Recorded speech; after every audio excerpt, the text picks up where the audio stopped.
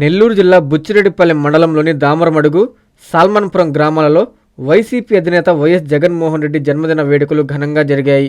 ఈ కార్యక్రమానికి ముఖ్య అతిథిగా మాజీ మంత్రి, పీఏసీ సభ్యులు నల్లపరెడ్డి ప్రసన్నకుమార్ రెడ్డి హాజరయ్యారు. ఆయా గ్రామాలలో నిర్వహించిన మెగా రక్తదాన శిబిరంలో యువత పెద్ద ఎత్తున పాల్గొన్నారు. నల్లపరెడ్డి ప్రసన్నకుమార్ రెడ్డి చేతుల మీదుగా కేక్ కట్ చేయించారు. ఈ సందర్భంగా నల్లపరెడ్డి మాట్లాడుతూ వైఎస్ జగన్ మళ్లీ ముఖ్యమంత్రి అయి ప్రజలకి సంక్షేమ పాలన అందించాలని ఆయన ఆకాంక్షించారు.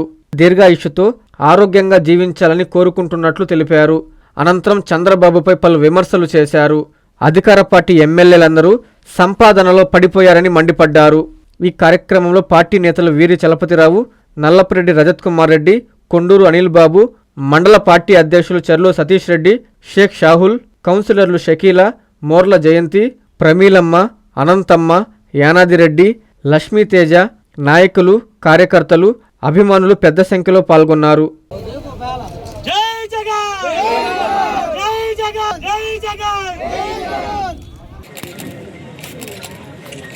అందరికీ నమస్కారాలు. ఈరోజు ప్రజల మనిషి, పేదల పెన్నిధి, మాజీ ముఖ్యమంత్రి, వైఎస్ఆర్ కాంగ్రెస్ పార్టీ అధ్యక్షులు శ్రీ వైఎస్ జగన్మోహన్ రెడ్డి గారి జన్మదినం మన రాష్ట్రంలోనే కాకుండా అటు తెలంగాణలోను, కర్ణాటకలోను, తమిళనాడులోను అన్ని స్టేట్స్లో చాలా ఘనంగా జరుపుకుంటున్నారు.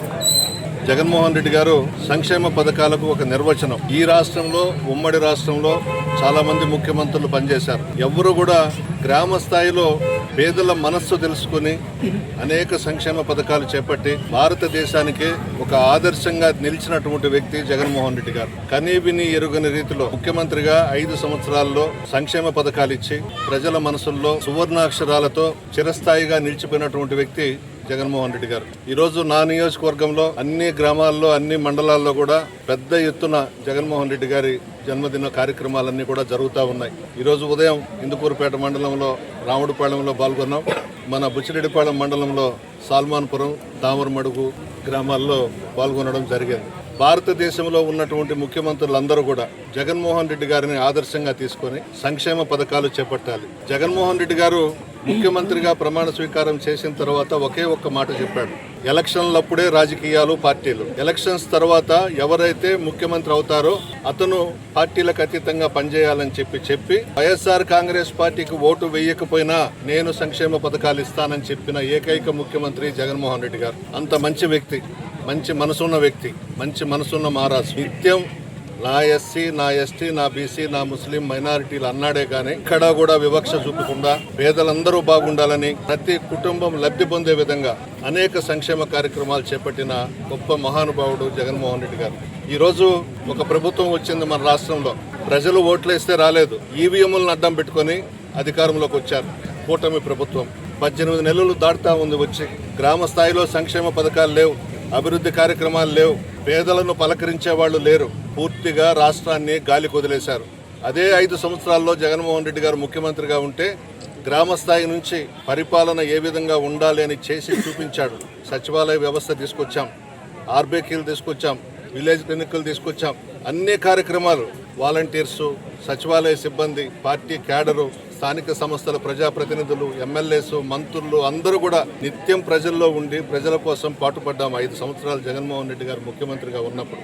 ఈ రోజంతా నియోజకవర్గాలు గాలి కొదిలేసి ఎమ్మెల్యేలు, మంత్రులు, సంపాదనలు అందరూ కూడా డబ్బు యావ దప్పించి ఇంకొకటి లేదు. జగన్మోహన్ రెడ్డి గారు పేద ప్రజలు బాగుండాలి అని సంక్షేమ కార్యక్రమాలు పెద్ద ఎత్తున ఈ రాష్ట్రంలో చేపట్టాడు. విరుద్ధంగా ఈ ప్రభుత్వం డబ్బుంటే చాలు అని కోట్లకు పడగలెత్తి పేద ప్రజలను ఈ రోజు గాలి కొదిలేశారు. ఈ రోజు ప్రజలు బాధపడతా ఉన్నారు. జరిగిన మోసం గుర్తించారు. మేము ఓట్లు వేసాం జగన్మోహన్ రెడ్డి గారికి, మా ఓట్లు ఎక్కడికి పోయినాయని అడుగుతున్నారు ప్రతి గ్రామంలో.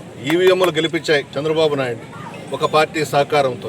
దాంతో అధికారంలోకి వచ్చి ప్రజలతో నాకేం పని ఉంది, పేదలతో నాకేం పని ఉంది, నా చుట్టూ కోటీశ్వర్లు ఉన్నారు, మేము బాగుపడితే బాగుండు, మేము కోట్లు సంపాదించుకుంటే సరిపోతుందనే ఉద్దేశంతో ఈ 18 నెలలు కూడా కాలయాపన చేసేశారు. ప్రజలు బాధపడతా ఉన్నారు. ఎప్పుడు ఎలక్షన్స్ వచ్చినా జగన్మోహన్ రెడ్డి గారిని గెలిపించుకోవాలని. వచ్చే అవకాశం ఉంది, జమిలీ ఎలక్షన్స్ వచ్చే అవకాశం ఉంది. భారతదేశంలోనే జమిలీ ఎలక్షన్స్ పెట్టాలని కేంద్ర ప్రభుత్వం ఆలోచిస్తున్నట్టు కూడా వార్తలు వస్తున్నాయి. ఖచ్చితంగా జమిలీ ఎలక్షన్స్ లో రాష్ట్రంలో మరలా జగన్మోహన్ రెడ్డి గారి ప్రభుత్వం ఏర్పాటవుతుంది. ఆయన నాయకత్వంలో సంక్షేమ కార్యక్రమాలు అంతకుముందు ఏ విధంగా జరిగాయో, అభివృద్ధి కార్యక్రమాలు ఏ విధంగా జరిగాయో అన్నీ కూడా కొనసాగిస్తాం.